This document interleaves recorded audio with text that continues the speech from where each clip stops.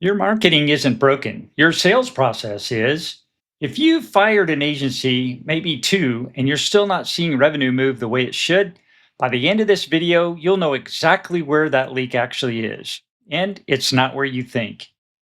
If you appreciate this type of content, gently tap that like button, subscribe, and share. Let's get into it. Hi, I'm James Miller.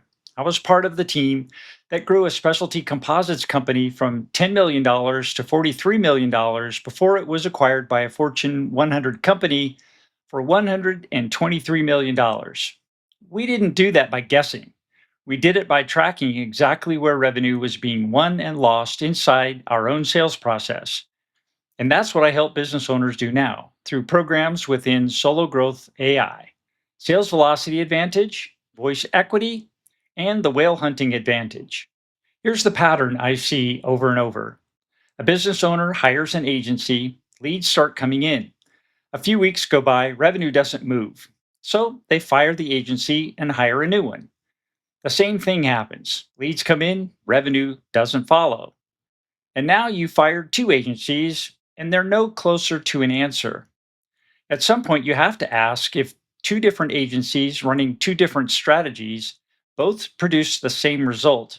Is it really the agencies? Diagnosis? It's not. And here's the number that proves it. According to research on lead response time, conversion rates jump 391% when a business responds to a new lead in under 1 minute. Read that again. 391%. That's not a marketing number. Marketing's job ended the moment that lead showed up. What happens in the minute after? Who calls, how fast, what they say?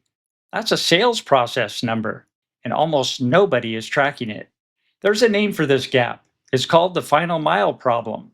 The space between a lead showing interest and someone on your team actually having a conversation with them. And it's where a huge amount of marketing spend quietly disappears because the business owner never sees it as a separate stage. They see one number, leads in, and one number, leads closed. And they assume the whole story lives between those two dots on a spreadsheet. It doesn't. Here's another number. Research from Marketing Sherpa and Salesforce found that 79% of marketing leads never convert into a sale. And the number one reason cited was poor follow up and lead nurturing, not poor lead quality. Nearly 8 out of 10 leads. If you're a business owner reading your agency's monthly report and only looking at cost per lead, you're looking at the wrong report. Quick break. If you want to know exactly where your own final mile problem is hiding, I built a free diagnostic that walks you through it in about 20 minutes. It's a set of questions most business owners have never been asked about their own sales process. The link is in the description and the pinned comment below. go.sologrowth-ai.com/diagnostic. All right, let's get back to it. The fix. I've seen this problem before, over and over, and it's always the same fix.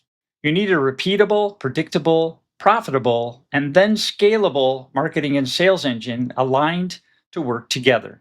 Get that right, and you're looking at a 3-to-1 return on your marketing and sales spend. $3 back for every $1 you put in. The way you get there is by tracking your sales velocity number every week so you can see cause and effect on your own activities instead of guessing. Start with your ideal client profile. I look at 3 things. Geography, where your ideal client is physically located, where they spend time online and offline, what organizations they belong to, and who they associate with. Demographics, that's age, education, spending habits, household size, the car they drive, anything that helps you serve them better and gives you a competitive edge.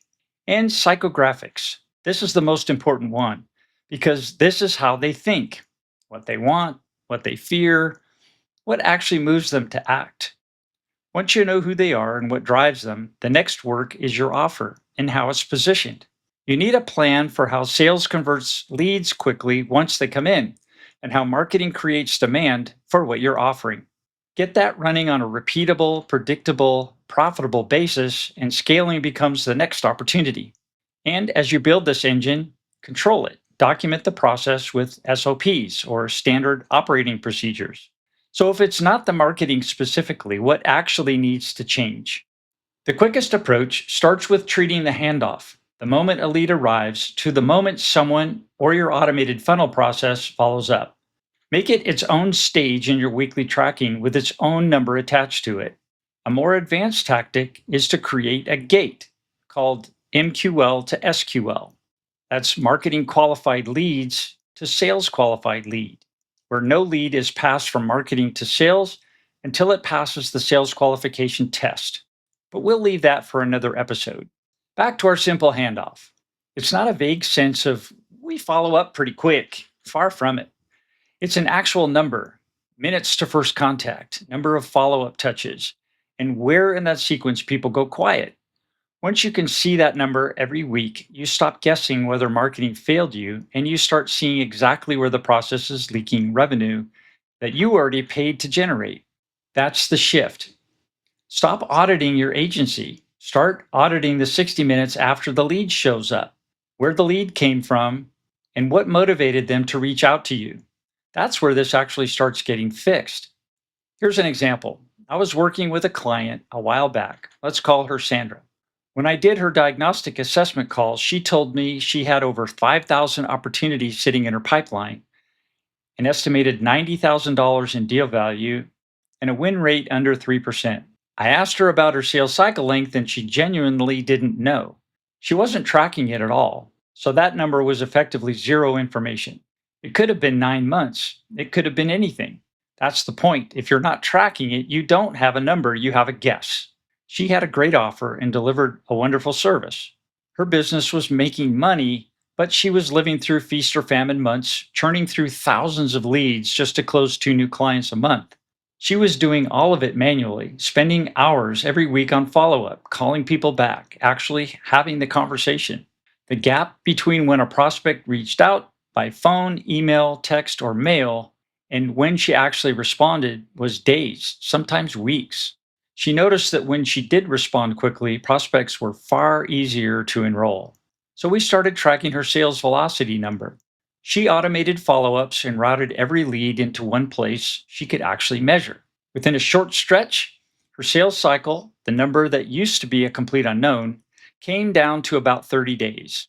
Her opportunities dropped to around 1,000 because they were better qualified. Her average deal value dropped by 2/3 to $30,000 because she better understood the pain and cost her offers were helping her clients to eliminate. Her win rate went from under 3% to 30%, and she tripled her enrollments to an average of 6 per month.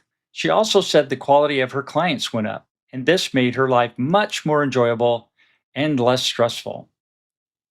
And if you want to go deeper on why hiring more salespeople doesn't fix this either, I made a video on exactly that. You can check it out by clicking right here.